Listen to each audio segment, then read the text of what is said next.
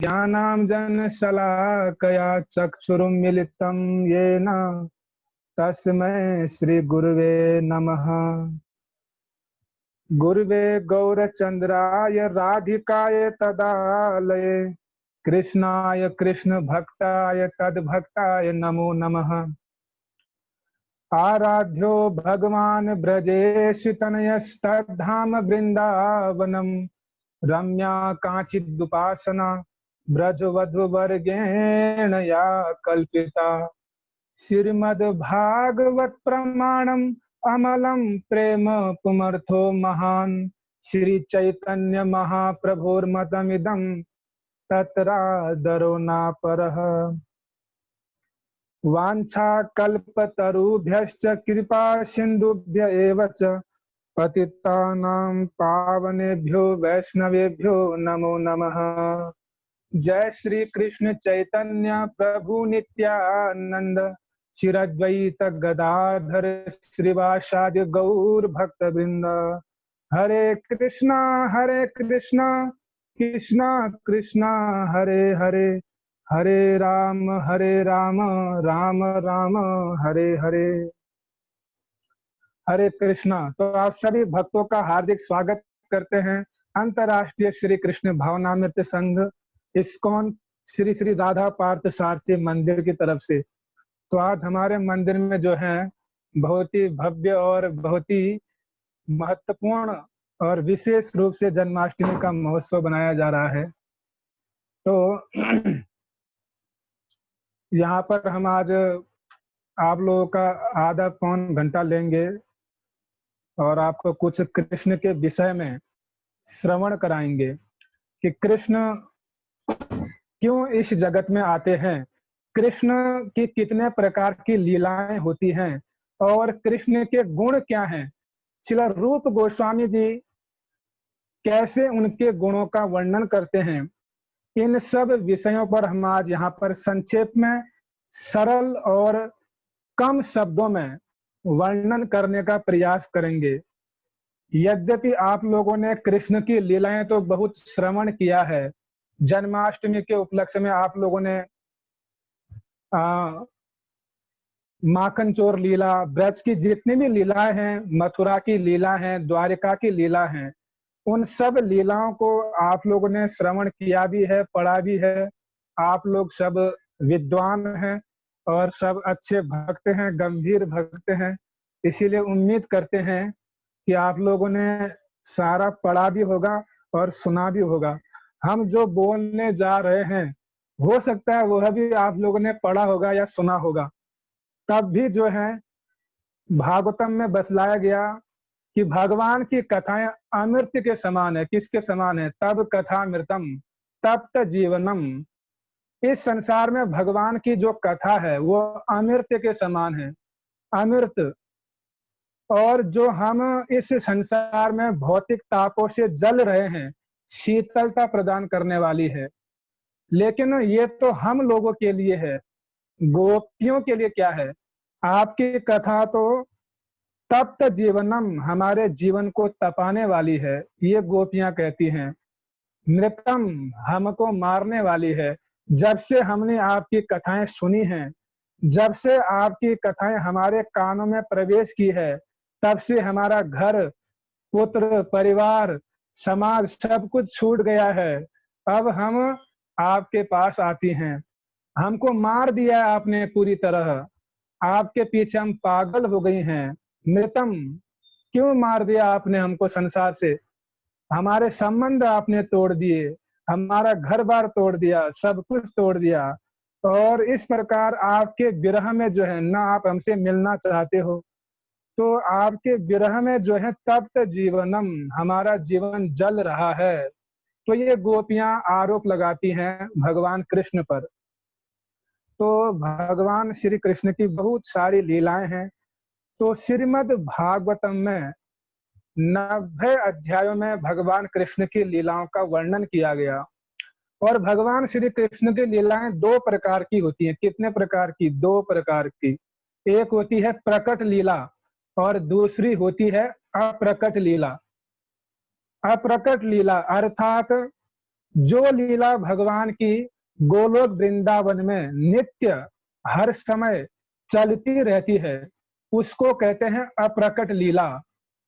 जिन लीलाओं को हम इन जड़ इंद्रियों से, जड़ नेत्रों से, जिन लीलाओं का हम दर्शन नहीं कर सकते हैं, वो लीलाएं अप्रकट लीलाएं कहलाती हैं, जो भगवान के नित्य गोलोक वृंदावन में संपन्न होती हैं। बिल्वमंगल ठाकुर या बड़े बड़े जो महान भक्त हैं भगवान के, वो लोग उन लीलाओं का दर्शन कर पाते हैं। प्रेमांजन छुरित भक्ति विलोचनेन, प्रेम रूपी आंखों के द्वारा, भक्ति रूपी आंखों के द्वारा ऐसे भक्त लोग भगवान की लीलाओं का दर्शन करते हैं। और दूसरी जो लीला होती है वो होती है प्रकट लीला। प्रकट लीला अर्थात वह लीला जो गोलोक वृंदावन में हर समय होती है, वही लीला जब इस भौतिक जगत में प्रकट होती है और जिन लीलाओं को जन सामान्य लोग अपनी आंखों से देख सकते हैं, उस लीला को कहते हैं प्रकट लीला। तो ये भगवान की दो प्रकार की लीला है। और प्रकट लीला भी जो है तीन प्रकार की होती है, एक वृंदावन में, दूसरी मथुरा में और तीसरी द्वारिका में। तो वृंदावन, मथुरा और द्वारिका, इन प्रकट लीलाओं का वर्णन श्रीमद् भागवतम में वर्णन किया गया 10वें स्कंद में।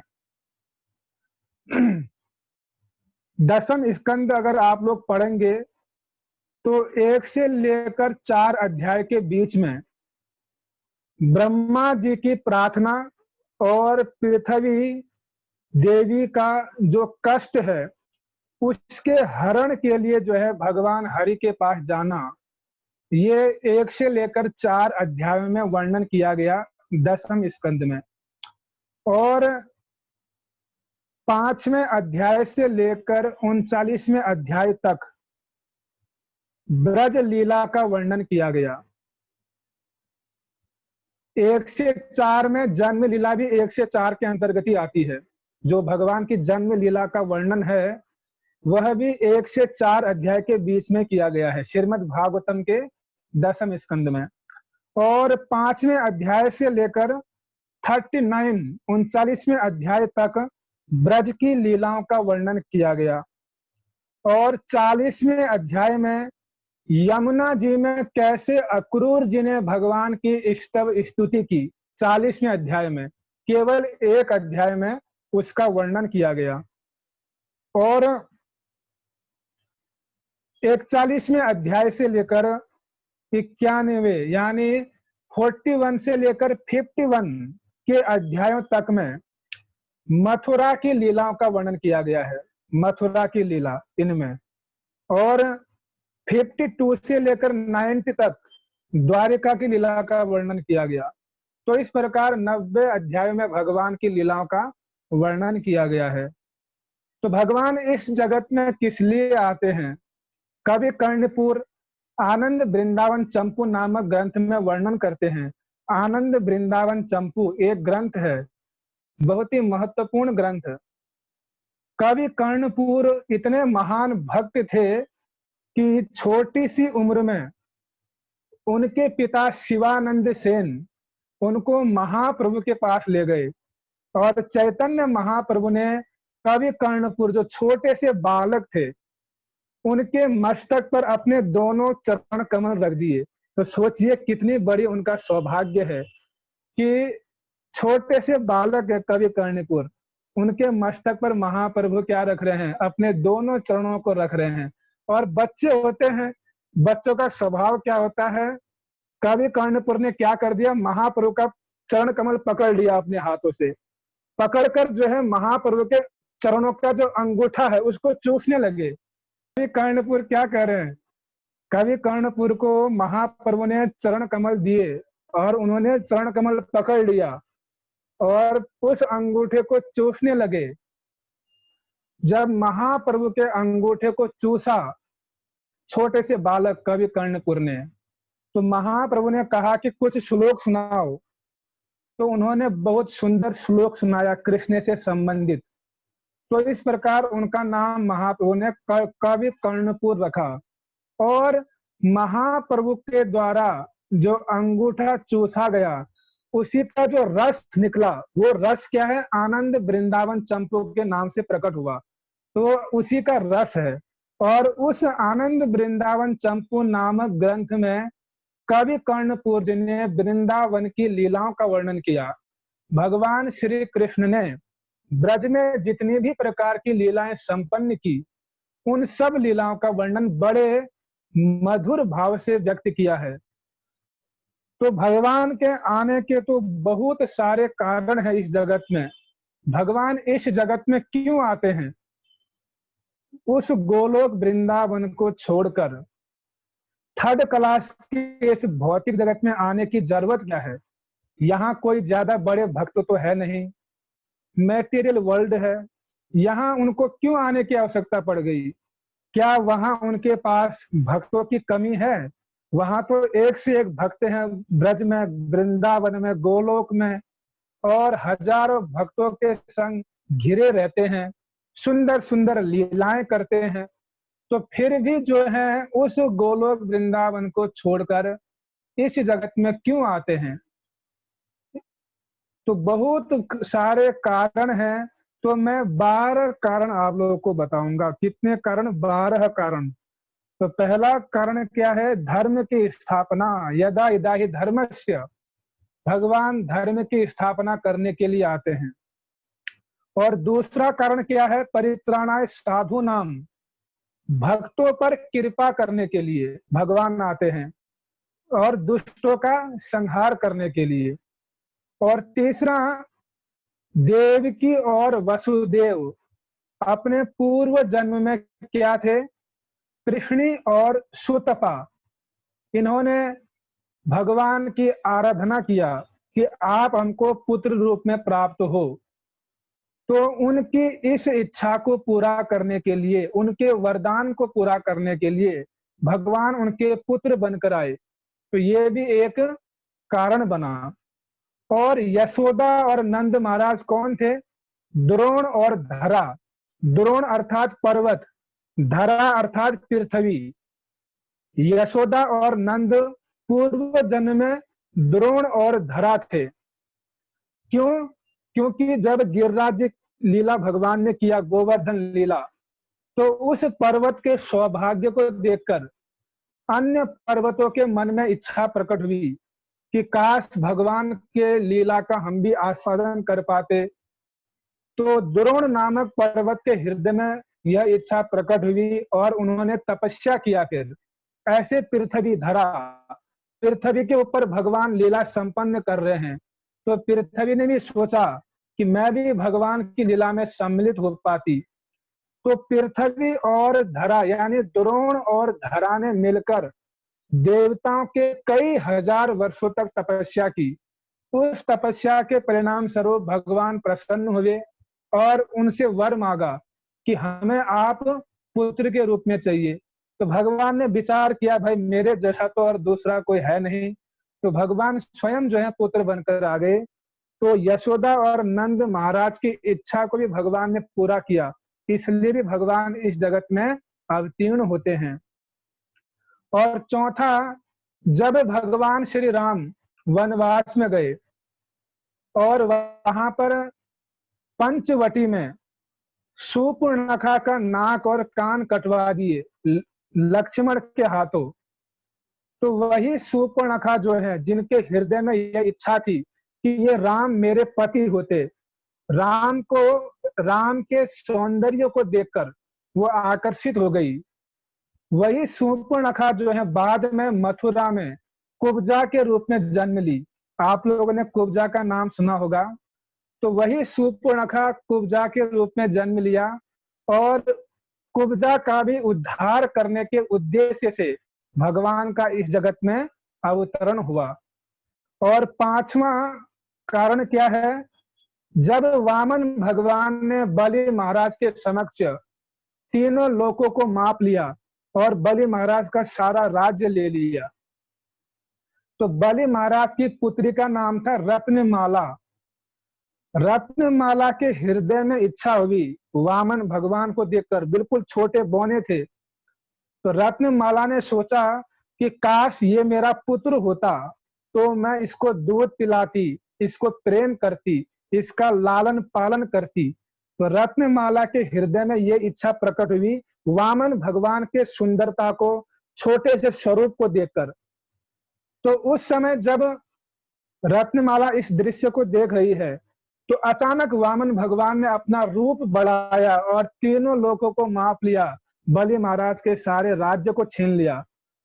तो उस समय रत्नमाला के हृदय में दूसरी भावना उत्पन्न हुई कि ऐसा पुत्र मुझे नहीं चाहिए। अगर ऐसा पुत्र मेरा होता तो मैं इसको जहर पिला के मार देती, ऐसा कपटी पुत्र मेरा होता। तो पहले क्या आई, ऐसा पुत्र होता तो दूध पिलाती। भगवान ने मन ही मन ने विचार किया आपकी ये इच्छा पूरी होगी। फिर दूसरी इच्छा क्या आई, ऐसा कपटी पुत्र मेरा होता तो मैं इसको जहर मार के पिला देती, जहर पिला के मार देती। तो भगवान ने कहा ये भी इच्छा आपकी पूरी होगी। तो फिर वही रत्नमाला जो है कृष्ण लीला में ब्रज में पूतना के रूप में आई, और फिर भगवान ने क्या किया, उनका दूध भी पिया और उनका उद्धार भी किया। तो पूतना का उद्धार करने के लिए भी भगवान आए हैं। और सातवां जो कारण है, जब भगवान श्री राम मिथिला में गए जनकपुरी में, तो जनकपुरी में राम और लक्ष्मण जनकपुरी के बाजार में भ्रमण कर रहे हैं, और वहां पर राजमहल के छतों में से मिथिला की जो सीता मैया की सखियां हैं, जो सहेलियां हैं, वो उनका दर्शन कर रही है। राम का दर्शन करके उनके प्रति आकर्षित हो गई और मन ही मन विचार करने लगी कि काश ऐसा हमारा पति होता, हम भी राम को अपना पति बना पाती। उनके मन में ऐसी भावना आ गई। राम तो मर्यादा पुरुषोत्तम है और अंतर्यामी भी हैं। तो राम उनके मन के भावों को समझ गए और राम ने उनको मन ही मन वरदान दे दिया, ठीक है मैं कृष्ण रूप में आऊंगा और तुम्हें फिर स्वीकार करूंगा। वही मिथिला की जो कन्याएं हैं वो ब्रज लीला में गोपी बनी और फिर भगवान ने उनको स्वीकार किया। और आठवां कारण क्या है, जब भगवान राम अश्वमेध यज्ञ कर रहे हैं, तो उस समय सीता मैया को तो वन में भेज दिया, वाल्मीकि आश्रम में।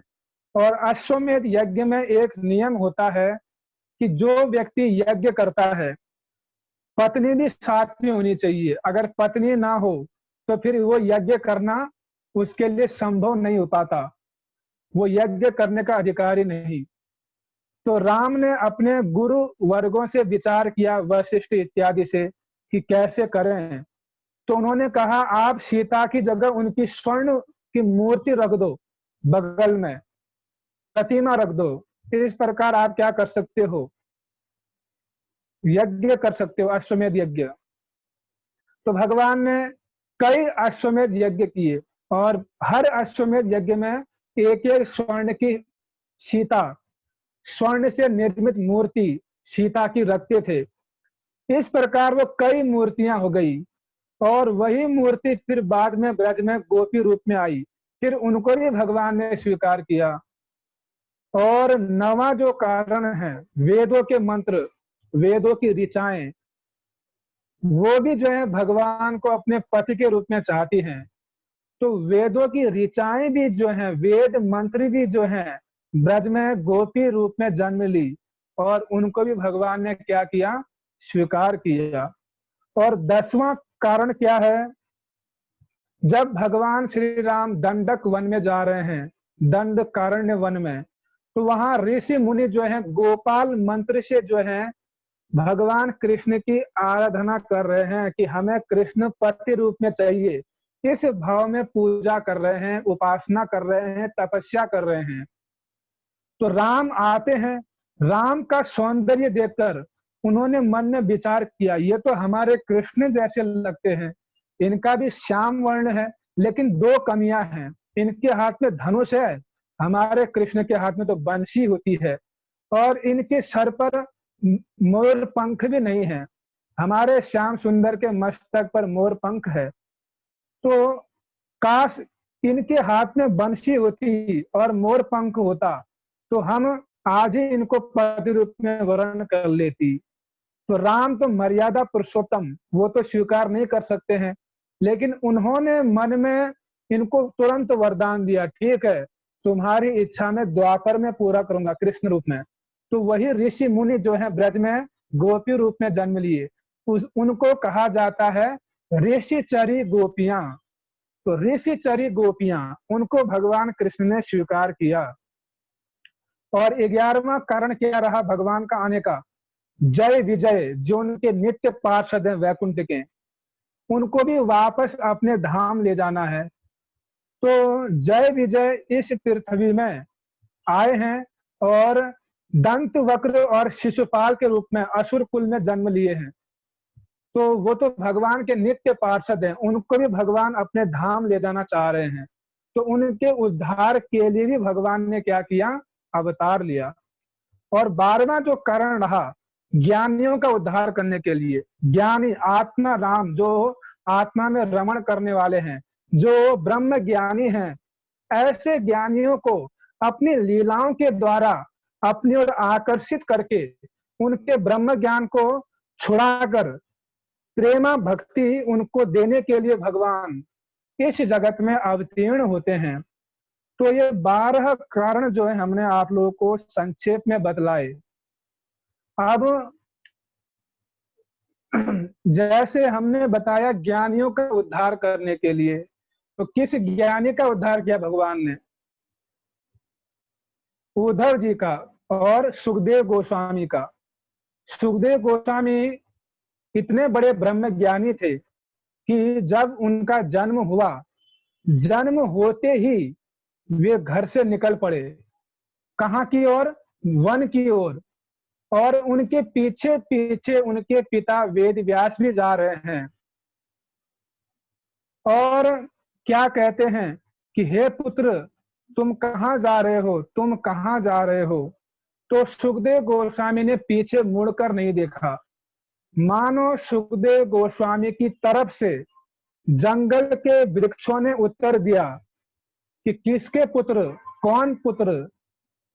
तो इस प्रकार सुखदेव गोस्वामी ब्रह्म ज्ञानी हैं, निकल पड़े घर से जन्म लेते ही और जंगल में जाकर तपस्या करते हैं। व्यास देव जी चिंतित होकर घर में लौटते हैं और विचार करते हैं कि कैसे मैं अपने पुत्र को वापस ले आऊं। तो उन्होंने कुछ लकड़हार थे जो जंगल में लकड़ी लाने जाते हैं, उनको एक श्लोक याद करवाया। कौन सा श्लोक? बरहा पीडम नटवर वपुः कर्णियो कर्णिकारम बिभ्रदवसम कनक कपिशम वैजयंतीम च मालाम रंध्रान वेणुर अधय सुदया पूरयन गोप वृंदे वृंदारण्यम स्वपदरमणम प्राविशद गीत कीर्ति। भागवतम में गोपियां भगवान श्री कृष्ण की सुंदरता का वर्णन करती है वेणु गीत में। बरहा पीडम नटवर वपुः कर्णियो कर्णिकारम। यह श्लोक उन लकड़हारों ने याद कर लिया, कंठस्थ कर लिया और जंगल में लकड़ी काटने जा रहे हैं तो जोर जोर से बोल रहे हैं उस श्लोक को। और वह श्लोक सुखदेव गोस्वामी के कानों से हृदय में प्रवेश किया। जैसे ही वह श्लोक सुखदेव गोस्वामी के हृदय में प्रविष्ट हुआ तो सुखदेव गोस्वामी की समाधि टूट गई और उनके समक्ष, उनके ध्यान में, समाधि में त्रिभंग ललित श्याम सुंदर रूप प्रकट हो गया और उस रूप के प्रति वो आकर्षित हो गए। कैसा उनका रूप? बरहा पीडम नटवर वपुः कर्णियो कर्णिकारम, जो पीतांबर वस्त्र धारण करते हैं, गले में वैजंती माला पहनते हैं, 5 पुष्पों की माला, और मस्तक पर मयूर पंख धारण करते हैं और 2 कानों में एक कनेर का पुष्प धारण करते हैं। कर्णियों, 2 कान, कर्णिकारम, 1 कान, 2 कानों में एक कनेर का पुष्प धारण करते हैं। कौन सा कलर का? पीले कलर का पुष्प। अब ऐसे श्याम सुंदर जब बंसी बजाते हुए अपने ग्वाल बाले से घिरे हुए वृंदावन की गलियों से विचरण करते हैं। ऐसे श्याम सुंदर का उन्होंने क्या किया, समाधि में दर्शन किया। और इस प्रकार सुखदेव गोस्वामी की समाधि भंग हो जाती है और उन लकड़हारों को पूछते हैं कि भाई तुम लोगों ने ये श्लोक किनसे सीखा, और ये कौन है, ये श्याम सुंदर इतना सुंदर स्वरूप किसका है, इसके गुण क्या है, गुण बताओ मुझे। रूप तो आप लोगों ने दिखा दिया, अब इसके गुण कैसे हैं वो भी मुझे बताओ। खाली रूप होने से भी काम नहीं चलता है, कोई व्यक्ति कितना भी सुंदर क्यों ना और हो एक नंबर का बदमाश, तो फायदा क्या उसका। तो यदि कोई सुंदर है तो मतलब उसके अंदर कुछ गुण भी तो होने चाहिए। तो सुखदेव गोस्वामी ने जिज्ञासा की कि उसके गुण कैसे हैं। तब उन्होंने कहा कि हम व्यास देव से पूछ के आते हैं, जिन्होंने हमको ये श्लोक याद करवाया, हम उनसे पूछ के आते हैं। तो व्यास देव के पास गए लकड़हार और कहा कि सुखदेव गोस्वामी की समाधि तो टूट गई है, अब वो पूछ रहे हैं कि इनके गुण कैसे हैं श्याम सुंदर के। तो सुखदेव गोस्वामी जब यह जिज्ञासा किए, लकड़हार गए कहा, वेद व्यास के पास। वेद व्यास ने कहा, उनको कहना, अहो बकीयम स्तन कालकूटम, बहुत ही सुंदर श्लोक भागवतम में, अहो बकीयम स्तन कालकूटम जिंघास या पाद अप्य साध्वी लेब गतिम धातृचित्ताम ततो अन्यम कम वा दयालुम शरणम ब्रजेम। अर्थात इस श्लोक का जो अर्थ है, अहो बकीयम स्तन कालकूटम, उन कृष्ण के कितने महान गुण हैं। अहो, जिन कृष्ण को पूतना मारने के उद्देश्य से आई, ऐसी पूतना को भी जो है श्री कृष्ण ने माता की गति प्रदान की। ऐसे दयालु इस जगत में और कौन होगा, और ऐसे दयालु कृष्ण का कौन भजन नहीं करना चाहेगा, कितना बड़ा उनका गुण है। जब यह श्लोक सुखदेव गोस्वामी ने सुना कि इतने बड़े दयालु, ऐसा उनका गुण कि जिनको पूतना जो है मारने के उद्देश्य से आ रही है, ऐसी पूतना को भी जो है भगवान कृष्ण ने माता धात्री गति प्रदान की, ऐसे उनके गुण। तो जब गुण सुने सुखदेव गोस्वामी ने, वो कृष्ण के प्रति आकर्षित हो गए, ब्रह्म ज्ञान को छोड़ दिया और घर वापस लौटे और व्यास देव जी के चरणों में गिरे और फिर व्यास देव जी से पूरी भागवत श्रवण की, कृष्ण की लीलाओं को श्रवण किया। और इस प्रकार बाद में फिर परीक्षित महाराज को सुखदेव गोस्वामी ने वही भागवत पढ़ाया। तो कहने का तात्पर्य क्या कि भगवान का इस जगत में आने का एक जो कारण था, ज्ञानियों को अपनी ओर आकर्षित करना। तो सुखदेव गोस्वामी को भगवान ने अपनी ओर आकर्षित किया। भक्ति रसामृत सिंधु में रूप गोस्वामी कृष्ण के 64 गुणों का वर्णन करते हैं। कितना? 64 गुण। जो सामान्य जीव होते हैं उनमें 50 गुण पाए जाते हैं, अल्प मात्रा में 50 गुण। और शिव जी और ब्रह्मा में 55 गुण पाए जाते हैं। और जो विष्णु हैं उनमें जो है 60 गुण पाए जाते हैं। और जो कृष्ण हैं उनमें 64 गुण पाए जाते हैं।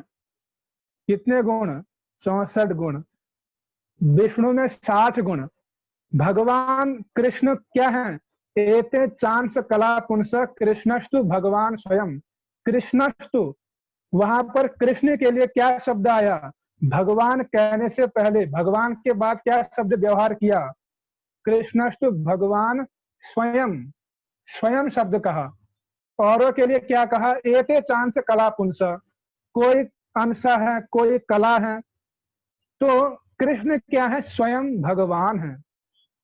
क्यों? कृष्ण की जो भगवत्ता है उनमें 4 जो गुण हैं वो अधिक मात्रा में पाए जाते हैं, जो विष्णु में, राम में, नरसिंह में, वामन में, या यूं कहें किसी भी अन्य भगवत अवतार भगवत रूपों में नहीं पाया जाता है। कृष्ण में वो 4 गुण कौन कौन से हैं? पहला है प्रेम माधुर्य, और दूसरा है रूप माधुर्य, और तीसरा है लीला माधुर्य, और चौथा है वेणु माधुर्य। ये 4 गुण जो हैं कृष्ण में अधिक मात्रा में पाए जाते हैं, जो किसी भी भगवत अवतार में देखने को नहीं मिलता है। तो 64 गुणों का वर्णन किया। बहुत सारे गुण हैं, हम 2-1 गुण वर्णन करेंगे उदाहरणों के द्वारा, कहां कहां पर ये गुण भगवान की झलकते हैं। तो भगवान कृष्ण का गुण क्या है? पहला, वो परम करुण है। क्या है? परम करुण। उनका जो पहला गुण क्या है? परम करुण। चैतन्य चरितामृत में कृष्णदास कविराज गोस्वामी कहते हैं, रसिक शेखर कृष्ण परम करुण। रसिक शेखर, रसों का आस्वादन करने वाले, और क्या है? परम करुण। तो परम करुण कैसे हैं?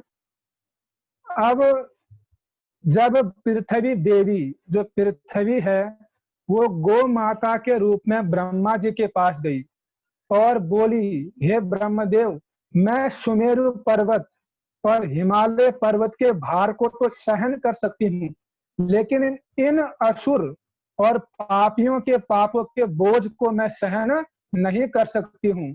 इसीलिए आप क्या करो, इन पापियों से, इन असुरों से मुझे मुक्त करो।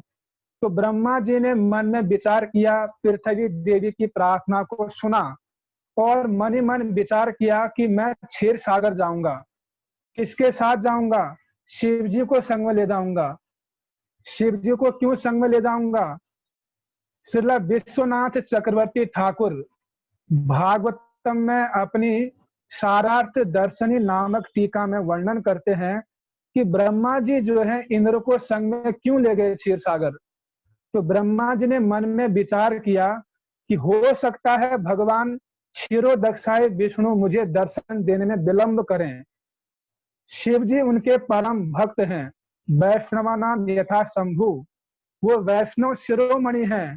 यदि वो मेरे संग में रहेंगे तो उनकी वजह से जो है भगवान विष्णु मुझे जल्दी दर्शन देंगे। तो देखो, देवता भी स्वार्थी होते हैं, तो अपना स्वार्थ देख रहे हैं वो भी। तो शिव जी को जो है संग में ले गए, और इंद्र को भी ले गए, पृथ्वी देवी को भी ले गए। कहाँ पहुंच गए? क्षीर सागर, जहां पर क्षीरो दक्षाय विष्णु शयन करते हैं। तो वहां पर ब्रह्मा जी ने समाधि में स्थित होकर समाधिस्थ हो गए और पुरुष सूक्त मंत्रों के द्वारा क्षीरो दक्षाय भगवान विष्णु की आराधना करने लगे। बहुत लंबी समाधि में स्थित होने पर भी क्षीरोदक्षाय विष्णु ने उनको दर्शन नहीं दिया। दर्शन तो दूर, उनको केवल समाधि में क्या कहा कि हे ब्रह्मदेव, तुम चिंता मत करो, मैं जल्दी ही अवतार लूंगा। तुम सभी देवी देवताओं को आदेश दे दो पृथ्वी में जन्म लेने के लिए। मैं शीघ्र, इस बार मैं स्वयं नहीं आ रहा हूँ। इस बार स्वयं स्वयं रूप कृष्ण, जो गोलोक बिहारी वृंदावन चंद्र कृष्ण हैं, वो इस बार अवतीर्ण होने वाले हैं।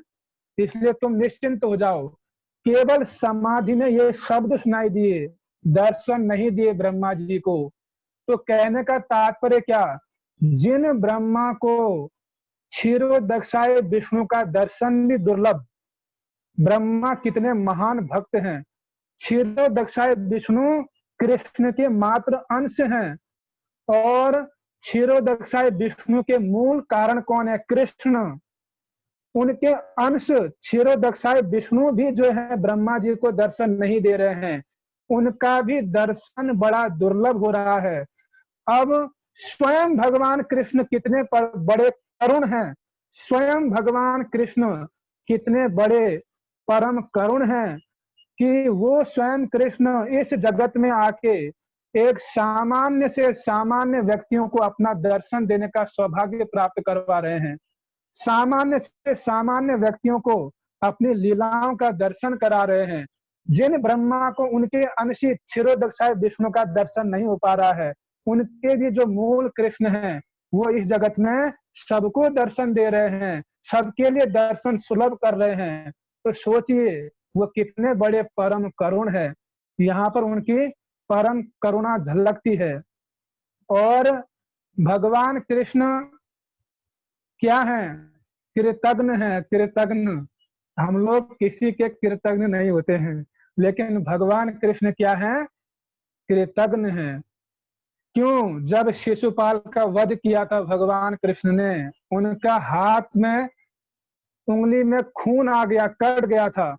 तो उस समय द्रौपदी ने साड़ी के पल्लू से उनका हाथ बांधा। तो भगवान कृष्ण इतने कृतज्ञ हो गए उस छोटी सी सेवा से कि उन्होंने वस्त्रा अवतारी ले लिया उनके लिए। सोचिए, छोटी सी सेवा किया था द्रौपदी ने, तो भगवान कृष्ण ने पूरा वस्त्रा अवतार लिया और द्रौपदी की लाज बचाई। तो ये भगवान की कृतज्ञता। भगवान के अंदर एक गुण क्या है? कृतज्ञता। और भगवान कृष्ण विनयी भी है, विनम्र है। हम लोग तो होंगे या नहीं होंगे, लेकिन भगवान कृष्ण क्या है? विनम्र हैं। कैसे विनम्र हैं? जब भगवान कृष्ण कहां पर आए? इंद्रप्रस्थ में, जहां पर युधिष्ठिर महाराज राजसूय यज्ञ कर रहे हैं। तो राजसूय यज्ञ में भगवान कृष्ण रथ पर सवार होकर आते हैं। और जैसे ही आते हैं, युधिष्ठिर महाराज स्वागत के लिए उनके आगे सम्मुख खड़े होते हैं। लेकिन युधिष्ठिर महाराज का स्वागत करने से पहले ही भगवान कृष्ण क्या करते हैं? रथ से नीचे उतरते हैं और युधिष्ठिर महाराज को प्रणाम करते हैं, उनके चरणों को छूते हैं। तो ये देखिए भगवान की विनम्रता। पूर्ण पुरुषोत्तम भगवान श्याम सुंदर आज युधिष्ठिर महाराज का स्वागत करने से पहले रथ से उतर गए और उनको युधिष्ठिर महाराज के चरणों को छू रहे हैं और प्रणाम कर रहे हैं। तो क्या उनकी विनम्रता है, सोचिए। तो ये भगवान की क्या है? विनम्रता है। और कुरुक्षेत्र में भगवान गोपियों से क्षमा मांग रहे हैं। इतने बड़े साक्षात तीनों लोक के स्वामी पर ब्रह्म पूर्ण पुरुषोत्तम भगवान आज कुरुक्षेत्र में गोपियों से क्षमा मांगते हैं। क्यों? राधा रानी ने क्या बोला कि तुम वृंदावन को क्यों भूल गए? तुम हमको कैसे भूल गए? तुम माता पिता को क्यों भूले? कटाक्ष मारती है। तो कृष्ण जो है बड़े कातर भाव से रोते रोते क्षमा मांगते हैं कि प्राण प्रिय सुन मोर सत्य वचन, कि हे राधे, हे प्राण प्रिय, तुम मेरा सत्य वचन सुनो, तुम मुझे झूठा मत समझो। मैं सत्य कहता हूँ कि ब्रजवासी यत जन माता पिता बंधुगण सब है मोर प्राण सम, कि ये ब्रजवासी सब मुझे प्राणों के समान प्रिय हैं। तार मध्य गोपी गण साक्षात मोर जीवन, उसमें भी जो गोपियां हैं वो मेरा जीवन है। तुम ही मोर जीवन रे जीवन, हे राधे तुम तो मेरा जीवन की भी जीवन हो, इसलिए मुझे क्षमा करना, मुझे आप ऐसे आरोप मत लगाइए। तो भगवान की विनम्रता देखिए, गोपियों के आगे, राधा रानी के आगे जो है आज क्षमा मांग रहे हैं। और तो और छोड़ो, भगवान कितने विनम्र हैं कि राधा रानी के चरण कमलों को अपने मस्तक पर धारण करते हैं। जयदेव गोस्वामी ने गीत गोविंद में ये सब लीलाओं का वर्णन किया। तो इस प्रकार भगवान क्या है? विनम्र हैं। और भगवान क्या है? भक्त वात्सल्य, यानी भक्तों के प्रति विशेष प्रेम करते हैं भगवान। वत्सलता, भगवान का एक गुण क्या है? वत्सलता, भक्त वत्सलता। वो क्या है? कहां पर झलकती है वो? जब भगवान ने दामोदर लीला किया, दामोदर लीला अर्थात जब भगवान ने मटकी फोड़ी अपने घर में, तो मटकी फोड़ के भगवान भागे और कहाँ चढ़ गए? उखल के ऊपर।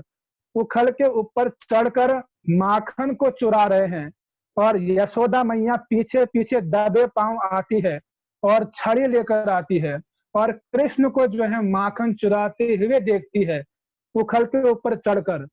और यशोदा मैया ने क्या कहा कि मेरा पुत्र जो कृष्ण है वो बहुत खल है, बहुत खल है, और इसका साथ देने वाला ये उखल है। आज मैं इन दोनों को एक साथ दंड दूंगी, आज मैं इन दोनों को एक साथ बांधूंगी। उखल से बांधने का यही कारण है। भाई नंद महाराज के आंगन में तो बड़े बड़े पेड़ पौधे थे, वृक्ष थे, उनसे बांध लेती, उखल से क्यों बांधा? उखल से इसीलिए बांधा कि ये उखल भी जो है कृष्ण का साथ देता है, इसी के ऊपर चढ़कर जो है कृष्ण माखन चुरा सकता है, इसीलिए आज मैं इन दोनों को एक साथ बांधूंगी।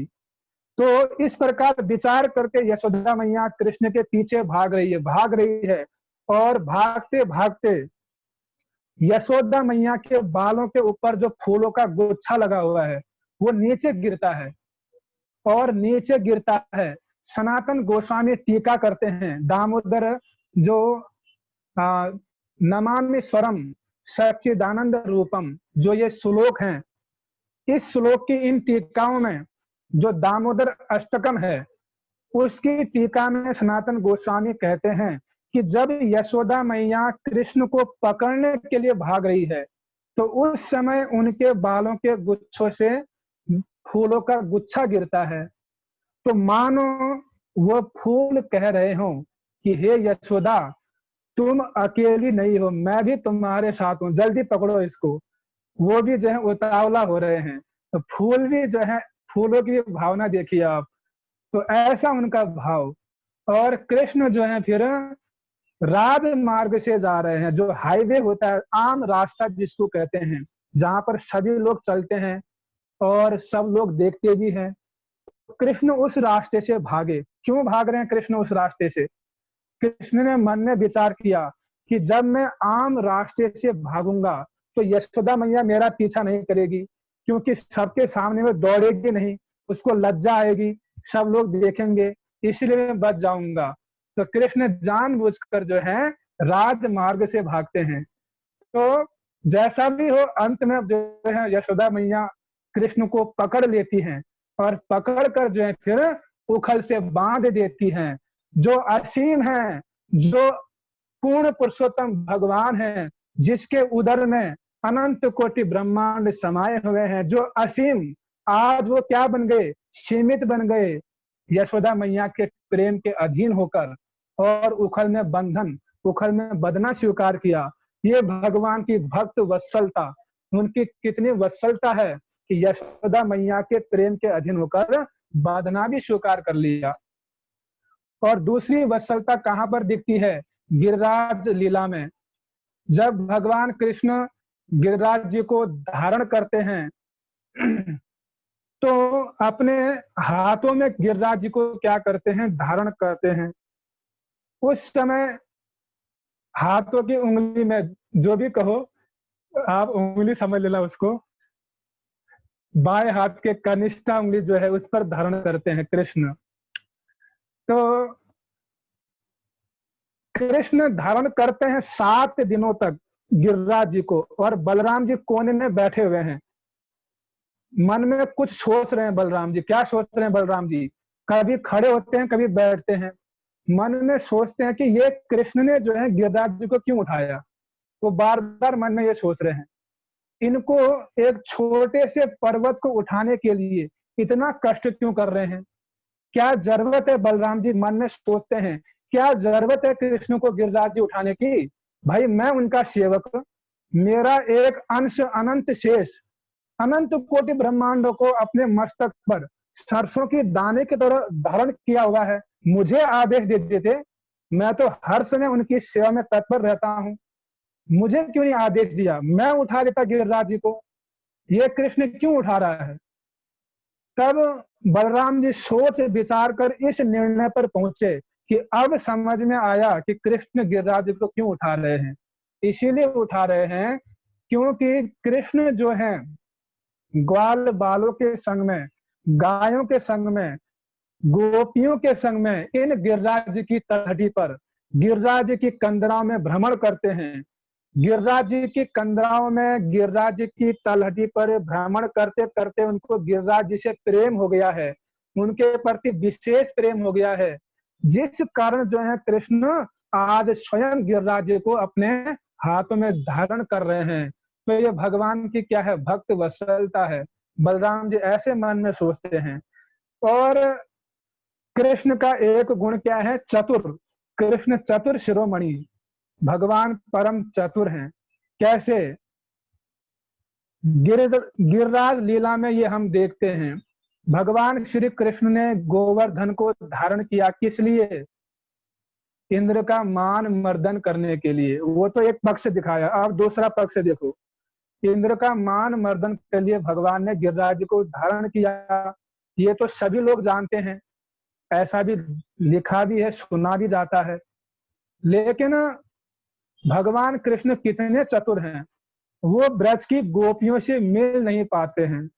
कभी जटिला कुटिला, कभी उनके माता पिता, नंद ननद, सास ससुर, कोई ना कोई आड़े आ जाता है, या कभी गुरुजन आड़े आ जाते हैं, कभी सखा लोग आ जाते हैं, कभी ब्रज के अन्य लोग आ जाते हैं, तो खुल के मिलन नहीं हो पाता है, उनका दर्शन नहीं कर पाते हैं कृष्ण।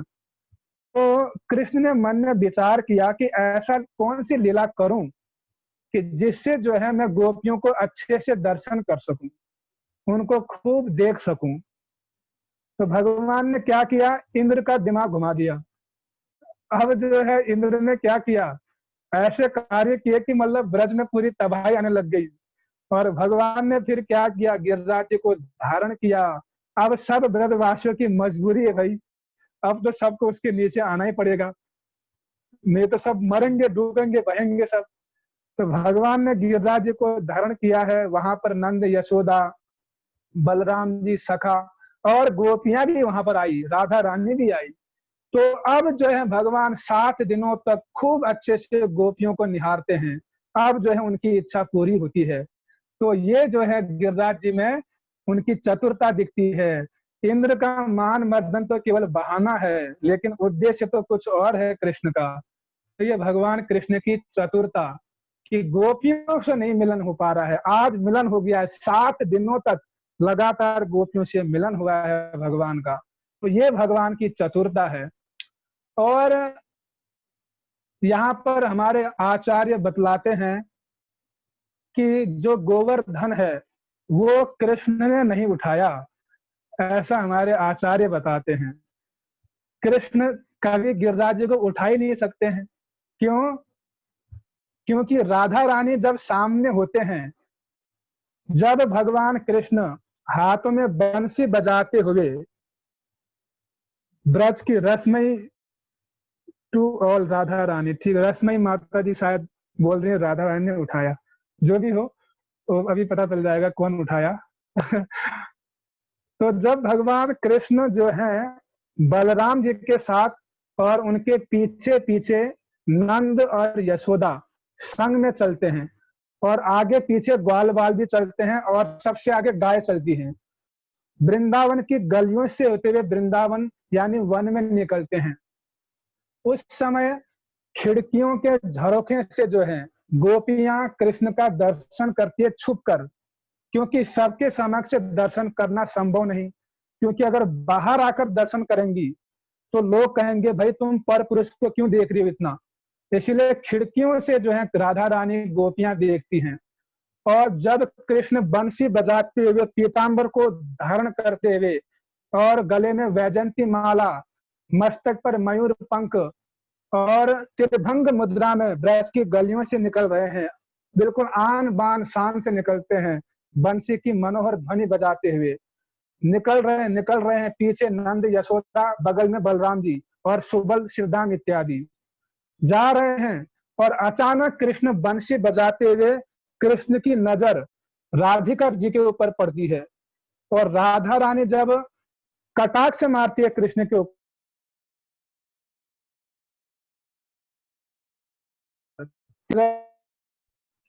आवाज आ रही मेरी? आवाज मेरी आ रही है? आ रही है। जब राधा रानी तिरछी नजर से देखती हैं तो कृष्ण की बंशी छूट जाती है उस समय, और पीतांबर गिर जाता है, और मूर्छित होकर गिरने ही वाले होते हैं। तो बलराम जी और सुबल इत्यादि सखा कृष्ण को झकझोरते हैं, संभाल लेते हैं कि भाई कृष्ण तुम ये क्या कर रहे हो, नंद यशोदा तुम्हारे माँ बाप भी साथ में है, इसलिए संभल के चलो। तो इस प्रकार जब कृष्ण जो है राधा रानी के कटाक्ष से बंसी को नहीं संभाल पा रहे हैं, तो गिरिराज जी को कैसे संभाल लेंगे 7 दिनों तक? वो भी राधा रानी सामने है, गोपियां भी सामने है। जब बंसी उनसे नहीं पकड़ी जा रही है, इतने बड़े पर्वत गिरिराज जी को कैसे पकड़ लेंगे?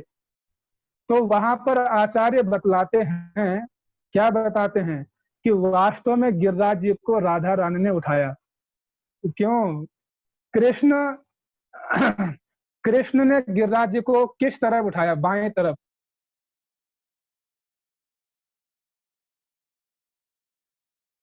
तो बाएं राधा रानी बाएं तरफ राधा रानी रहती है, और बाएं हाथ में कनिष्ठा उंगली, कनिष्ठा स्त्रीलिंग का प्रतीक है, कनिष्ठा। तो राधा रानी के द्वारा ही वास्तव में शक्ति संचरित किया गया। इनडायरेक्ट राधिका जी ने संभाला हुआ था गिरिराज जी को। नहीं तो कृष्ण जो है कैसे राधा रानी को देखकर स्थिर खड़े हो सकते हैं? संभव नहीं है। वो तो राधिका जी ने सब कुछ संभाल के रखा था वहां पर। तो इस प्रकार भगवान प्रसंगवश ये कथा आ गई। बहुत सारी दिव्य लीलाएं हैं भगवान की, अनेक अनेक अद्भुत लीलाएं भगवान करते हैं। बहुत वर्णन है, लेकिन समय की अपनी मर्यादा है, समय हो गया है। इसीलिए जो है, आप लोगों की तरफ से कोई प्रश्न हो तो आप लोग कर सकते हैं। समय की अपनी सीमा है, इसलिए यहीं पर विराम देंगे। किसी का कोई प्रश्न, टीका टिप्पणी आप लोग पूछ सकते हैं।